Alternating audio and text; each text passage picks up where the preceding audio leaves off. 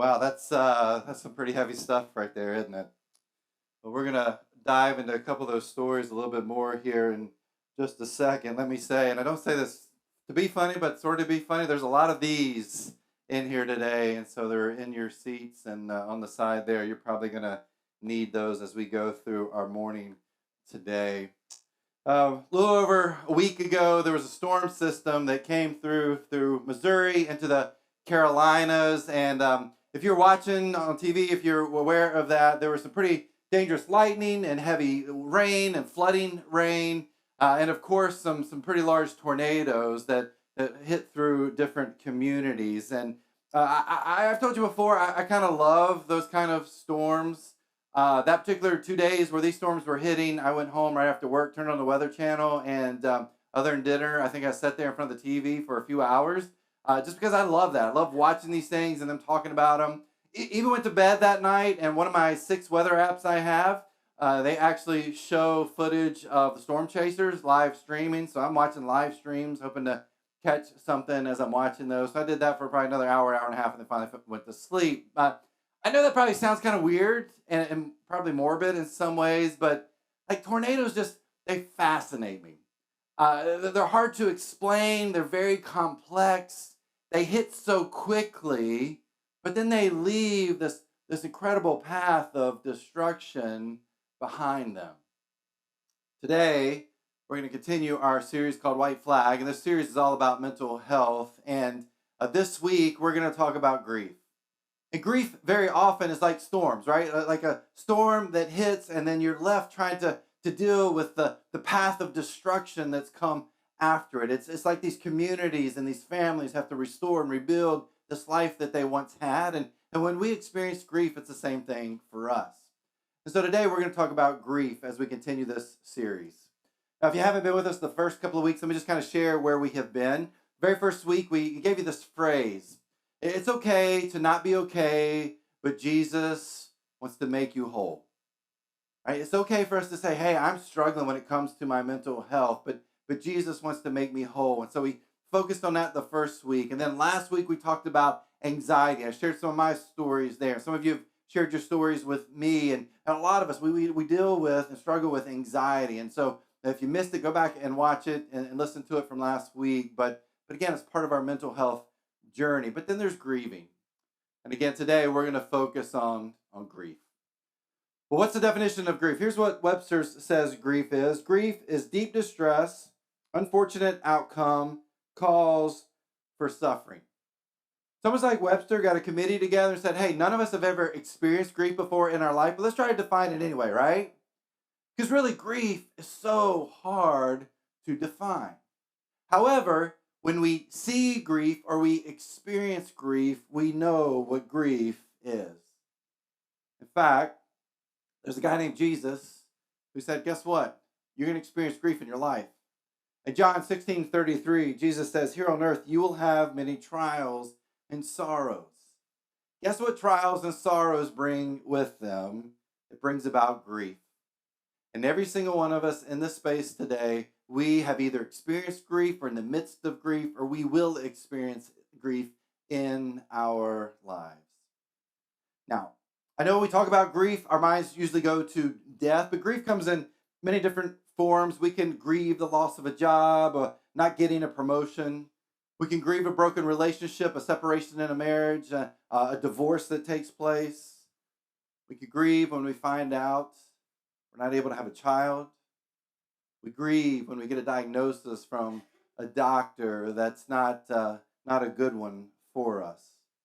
Or maybe for some, it's when that last child leaves your house and you're empty nesters. Maybe that's where grief sets in. Grief comes in so many different ways and forms in our life, but grief is intensely personal and it can look different from person to person.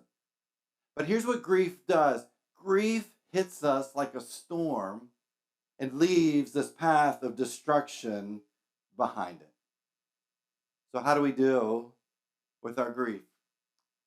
When I officiate funerals, there's a passage that I love to use in Mark chapter 4.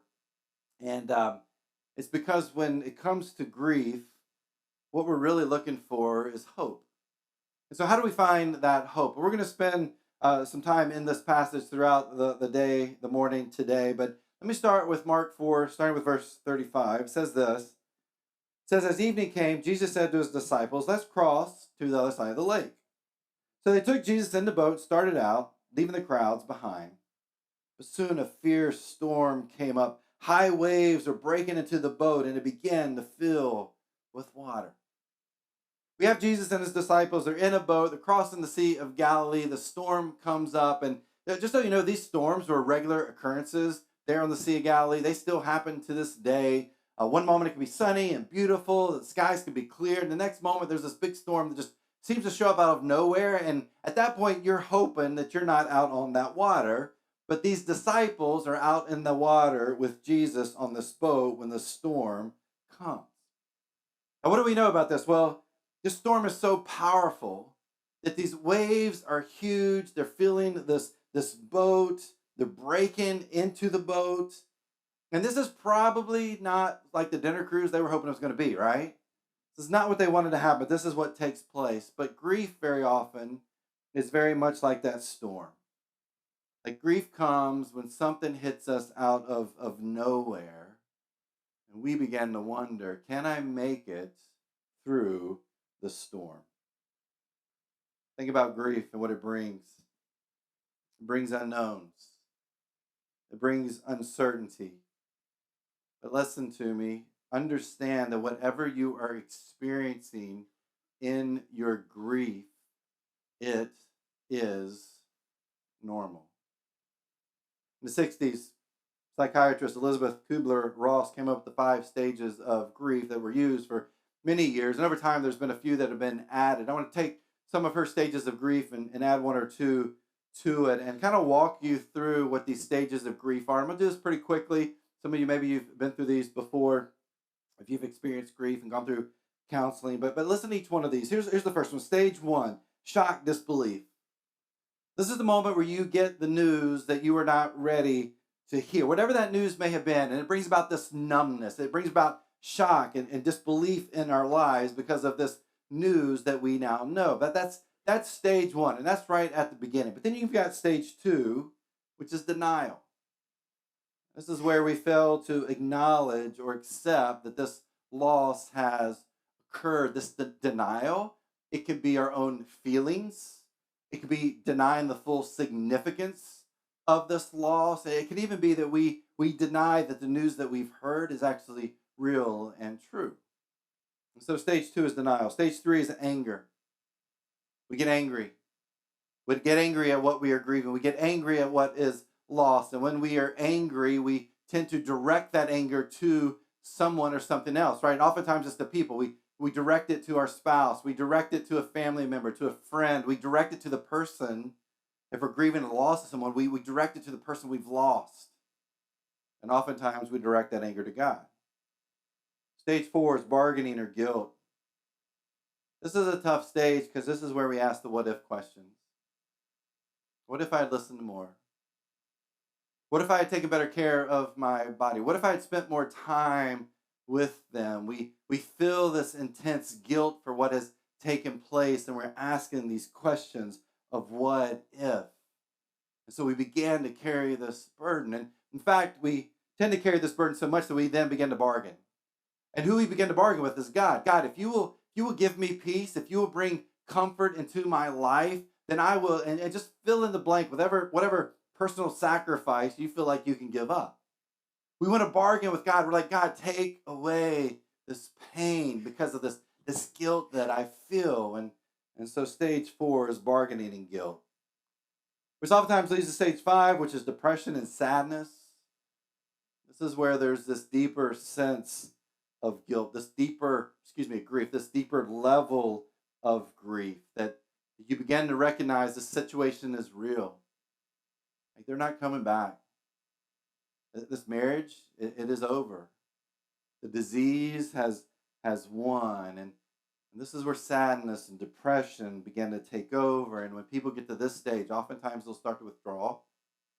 Withdraw from relationships, they'll withdraw from their normal activities and people and daily life. But that's stage 5, depression and sadness. And then stage 6, acceptance and hope.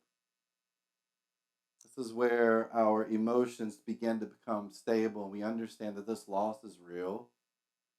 And this loss is permanent. And it means that the sadness and emotions may still be there, but we are learning to reorganize our life and our relationships that we have with others. And it's here that we began to move forward, however different our life may look because of this loss. As you hear those stages of grief, maybe some of you are like, yeah, I've been there. Like I've gone through those stages of grief myself. I've shared the story a few times. Not going to go into details, but I've told the story of how Kara and I, our first child was stillborn 8 months into the pregnancy, and I will let you know that those 6 stages of grief that I shared with you, I hit every single one of them. I felt every single one of those stages, and some of you, you've been there before. But maybe this morning you're hearing this message, you're looking at those stages, you're like, you know what? I'm at stage 1 right now with what I'm going through in my life. I'm at stage 4. Or others are saying, hey, I know someone who's going through grief right now. Now this makes more sense to me. I understand where they are on these different stages of grief. See, that's what grief does. Grief is such a powerful force. It affects us in powerful ways. And so we go through these stages for one reason. We're trying to deal with the pain and the hurts and the loss. I want to go back to the very beginning in our bumper. I appreciate our 3 people sharing with us, and a couple of them we're going to share a little bit more into their story. But Jen shared about the loss of her dad, and here's what she said about how grief affected her. Take a look. Once that initial shock and confusion kind of left, I was left with just my grief. And honestly, I didn't know how to process that. I didn't know what to do with all of those feelings. And a couple weeks went by, and I started my freshman year of college, and um, it was difficult, right? I was stuck in my grief. I didn't want to meet new people. I didn't want to go to class. I didn't go to class. I didn't want to even get out of bed. Once, If you've been through grief before, that probably sounds familiar to you a little bit, right? Storm hits, and we're trying to figure out, like, what do I do next? What do I do next with everything that I'm experiencing right now in this moment, this news that I have received? Well, let's go back to the boat and Jesus and the disciples in Mark chapter 4, verse 38. Jesus was sleeping at the back of the boat with his head on a cushion. The disciples woke him up, shouting, Teacher, don't you care that we're going to drown? There's this terrible storm. The disciples are scared. Water's coming into the boat. The boat's about to sink. And what is Jesus doing this whole time? Like he is asleep, right? He's asleep. Sometimes I think we miss the humor in the Bible. Even though this crazy storm is raging, here's Jesus who is asleep. What are the disciples? They're scared.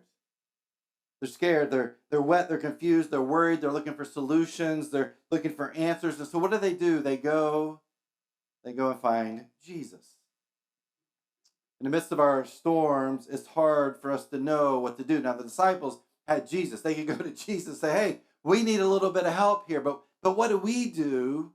What do we do when grief hits us? So let me share with you some practical steps that I think that are important for us when we are dealing with grief. Here's the first thing I would say. Allow yourself to grieve. I want you to think about grief for a moment, how we tend to handle grief. You get a phone call on a Monday morning and someone says, hey, this close family member has passed away. And so we put all of our travel plans together. We go and we travel to that location, wherever it is they may live. And we get there and there's a lot of people and we're shedding tears and we're sharing meals and we're telling all these stories about our time with this individual. There's a visitation. And then there's a memorial service. And then sometimes there's a graveside service. And then you go back to the house and you eat together, you spend time together, you talk more, then you clean up the residence, maybe talk about what you're going to do with the estate. But then what happens at the end of all this? You go home. The next Monday comes. Where are you? You're back at work. And what are you doing at work? You're trying to act like nothing has happened over the course of this past week. And yet, so often that next week is when the grieving really begins to take place. Allow yourself to grieve. Let me share a couple of ideas on this. First, don't let time keep you from grieving. So often we don't give ourselves time to grieve. We got things to do, we got a schedule to keep. And so we'll do that. We'll go away for a week. We'll handle this with our family, our friends, and then we'll come back and we'll try to jump right back into our normal routine. Don't let time keep you from grieving.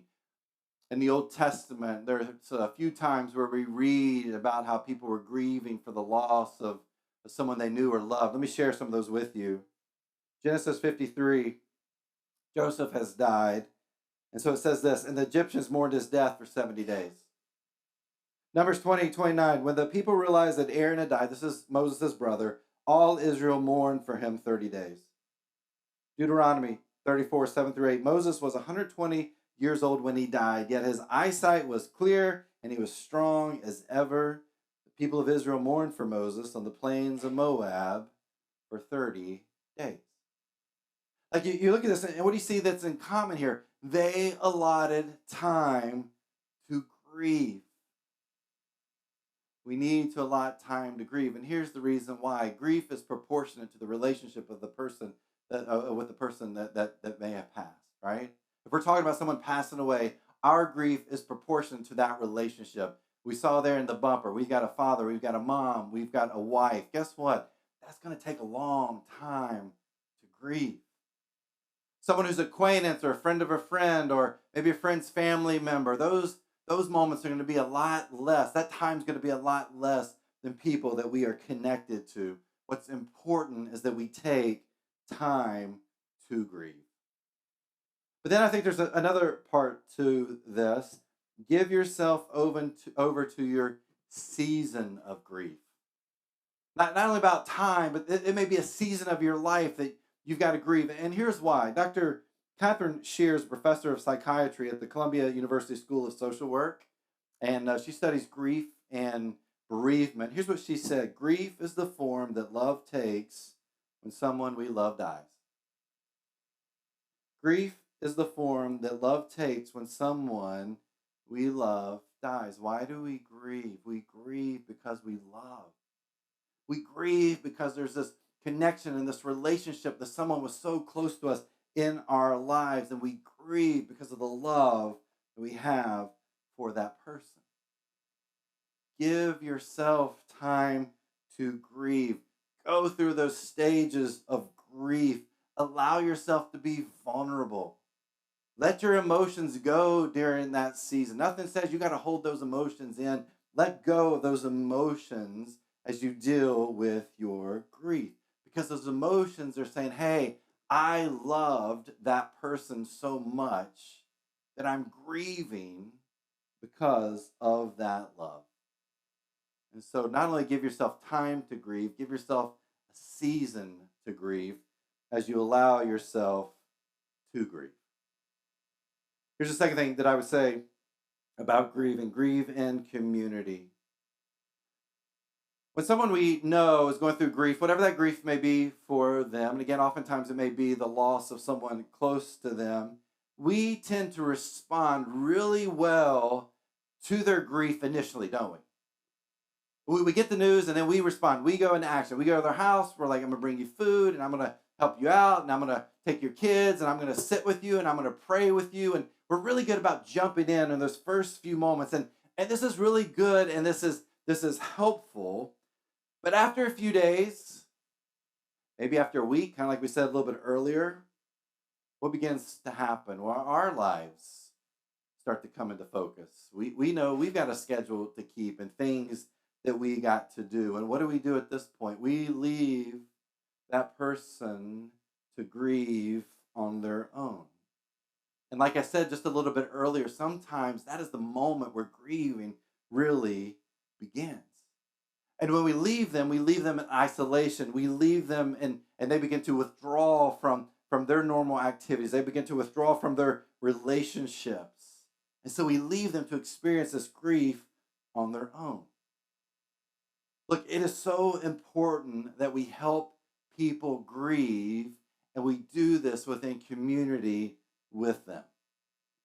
There's a great example of this in the Old Testament. A guy named Job. He loses everything. He loses his family, his home, his business, everything that he owns is just wiped out. And then one day, Job's friends show up.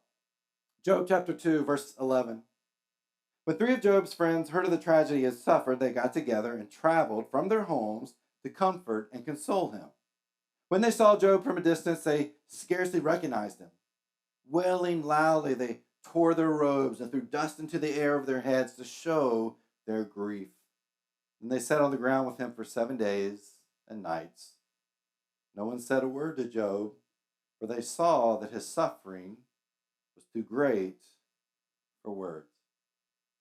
Listen, I'm not saying show up this person's house naked with dirt all over you, all right? That's not what I'm saying. All that. They might laugh, they might be scared, they might be both, whatever the case may be. What's important is that we show up for them. Job's friends here gave him the ministry of presence. They were present for him in his grief. And so don't isolate from those that grieve. Be present. Ask those questions. How can I help you? What can I do for you? And after they lie to you and say nothing, you go into action mode, right? You say, hey, I'm going to be here for you. I'm going to stop by this day every week or every couple of days, and this is when I'm going to come. I'm going to take your kids. I'm going to let you sleep. I'm just going to sit with you. I'm going to give you a shoulder to cry on, whatever it may be. It's so important that we help others grieve in community. Remember this, grief is not a moment in time. Grief is a season in someone's life. And we need to be present in that season. James, we saw earlier in the bumper, talks about this and how he dealt with the passing of his wife. Take a look at this clip. In terms of things that help too, I mean, we had like a church community that just really rallied around us tremendously. So it would be like, the church as a whole, like, like a lot of people, helping us in very practical ways and things like that, and also praying for us, but also just those friendships where you just, I had friends that I could just talk to and just be honest with, like, guy friends that I could just talk to one on one and be like, hey, this is what I'm going through. Like, they might not have understood perfectly, but it was certainly like a huge part of like making it through. It's like having those close connections, both one-on-one with people, but also like, the larger community, like people who don't know you so close, they can at least like provide help, like watching the kids or providing meals. Like we had so many meals, like it was ridiculous. Like it was just ridiculous. There was a lot of food waste going on actually. But just, I mean, anyway, so, and family too, just having like my parents there to help was really a huge help. So, yeah. Grieving community. And listen, if you are in those grieving stages right now, you need to make sure you've got people around you that you can grieve with, whether that's family or close friends. Of course, we're always big fans of the church community. And as James talks about, they're just coming around each other and helping in those times of grief. Do not grieve alone, grieve in community. And then the last part is the most important part, grieve with hope. When we experience grief, it is so much like that storm that came up on that sea with Jesus and his disciples. Like it comes up and you're not ready for it. And so there is this shock and disbelief and it's like a tornado hitting where it comes quickly, but then there's this path of destruction that's left, and we're trying to figure out how do we rebuild and repair our lives. What do we do now? How can I move forward? But what we're really asking in that moment is there hope in my grief? Mark 4:39, back to our story. When Jesus woke up, he rebuked the wind and said to the waves, "Silence, be still." Suddenly the wind stopped, and there was a great calm. The disciples are scared, they're terrified. They wake Jesus up. Jesus gets up from this slumber that he's in. It's pretty deep because he doesn't move the whole time. But I imagine when he wakes up, it's like us waking up from a nap, right? He stretches and he probably yawns and cracks his neck, cracks his back. But then I also imagine he looks over at his disciples and probably rolls his eyes. He's probably like, man, you guys just have no faith whatsoever. But then Jesus looks out at the storm, looks out at the water. He says, "Silence, be still."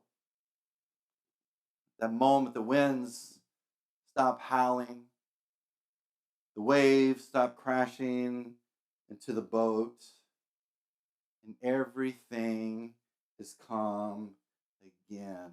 Why? Because when Jesus speaks, the storms calm.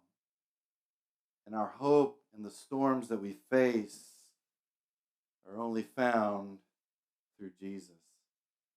Listen to how James describes the faith of his wife as she was dying of cancer. Take a look at this. Going through the health crisis part of it, so going through her illness, her faith was very strong. So I think in some ways, she kind of like, in some ways, her faith kind of like inspired us and carried us along during that time.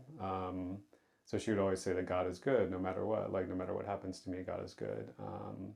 And so I never doubted God personally during that time. But you do ask why, and there's not necessarily an answer to that question. So I think you can't necessarily expect that you'll be able to answer the question of why, but that I think one thing that's always encouraged me is just knowing that as transient as things are here, like the destination is heaven. So I know that So Young, who really strongly believed in heaven and had a very strong faith, like that's where she is. So I don't have to be worried about her. I don't have to be afraid. Like her destination is heaven. Going. Right now, many of us in our space, or maybe a few of us, I don't know. I don't know everybody's story. Maybe you're dealing with grief right now and you're feeling confused and angry and hurt. Maybe there's denial or this feeling of guilt. The storm has hit and it feels like your boat is sinking. And I wish I could say something this morning that would stop your tears. I wish I could say something this morning that would take away the guilt and the burden that you're carrying. I wish I could say something this morning to bring about calm and silence in your life. But I tell you, there's nothing I can say that will soothe you enough to take away the pain that you're feeling right now. The only thing I can share with you that is in the midst of your storm, Jesus is your hope. Those disciples were scared. They were terrified. They were afraid for their lives. They weren't sure where to turn. But what did they do? They went and they leaned on Jesus. And in the midst of our grief, that's got to be the place that we find our hope. Jen actually shares a little bit about this in her story. Take a look at this. It was actually a few years later when we had gotten married. We had had our first child. We were at our first duty assignment, and one of our neighbors actually invited us to go to church. And at that time, we hadn't been going to church, and um, I was hesitant. I was still angry. I was still not willing to let God in, and but there was still a longing inside that really I wanted something more, and so we went to church. We It was like I was in early motherhood, and I had just one child at the time, and uh, I could see how much I loved her, And I realized that God had that same kind of love for me, that unconditional love that you don't want any sort of harm to come to your child. And I learned that, going back to church and hearing the stories and that parable of, uh, you know, God left the 99, or the shepherd left the 99 to rescue the one. And I was the one. I was lost. I was the lost sheep. And he never abandoned me. He never left me. And he carried me through all that time. Catch those last words Jen said.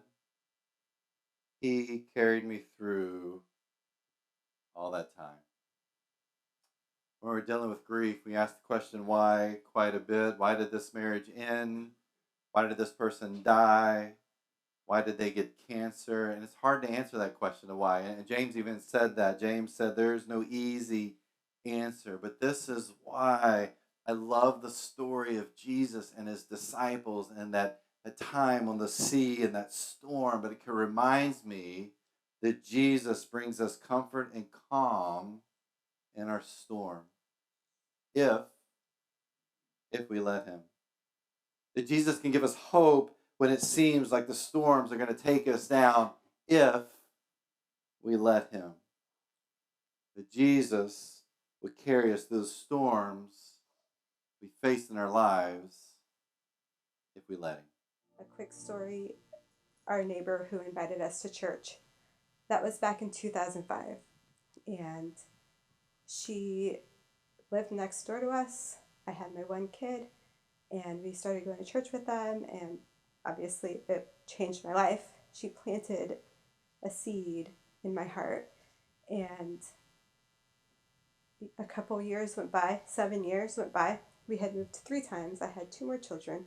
We were stationed here in Virginia for the first time, and we had found the journey. And I finally realized, like, it's my time to make that next step and be baptized. And so I called my friend Sarah, and lo and behold, she is stationed here also, and she lives in Manassas. And I called her, said, "Hey, I'm getting baptized." And she said, "I'll be there." And that's how much God cares about the details, right? 7 years later, several moves, lots of kids, and that person who invited me to church got to come and be at my baptism. And it was just eye-opening, again, to see how much God cares, how much he orchestrates this beautiful story for us. And that's what I hold on to. It's all of those little special moments that God puts into our lives. Song said Jesus can turn our mourning into dancing, our sorrow into joy. I love what Jen said there at the end, that God cares about the details, no matter what any of us are going through. Like, God cares about you.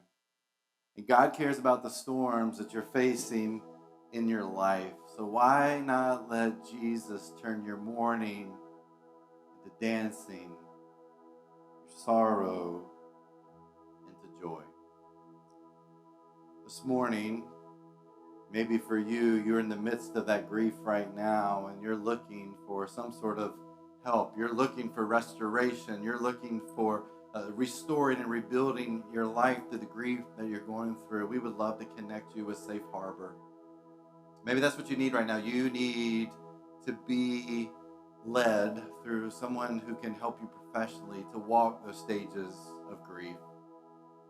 Like I told you, every week here through the series, we've got Safe Harbor counselors that are here. There's 2 that are with us outside today after our service. Feel free to stop by the table, ask them questions. They're willing to sit down and have a conversation with you if you need that today. But take the time to do that. Or if you would like to start counseling, let us know. You can do that through the connection card that's in front of you. You can do that through our connection card that's on our app. But we'd love to help you take that step in your life. There's another piece to this too. I don't know if you called it there, but that step that Jen took in her life to say, I need Jesus. That I'm facing this incredible storm in my life and I don't know what to do and I don't know where to go. And her friend Sarah invites her to church and that begins her down this path to find the healing and help she needed. Part of that was taking that step of baptism. Maybe that's where you are. Maybe that's what you need, is to lean on Jesus in that way and say, hey, Jesus, I want you in my boat when the storms come. If you want to take that step, if you want to have conversations about that, again, you can fill out the connection card in front of you with one of the QR code or the connection card on our app. We would love to talk to you about that path. But in the end, we leave with you that there is hope. There's hope in the storms of life we face.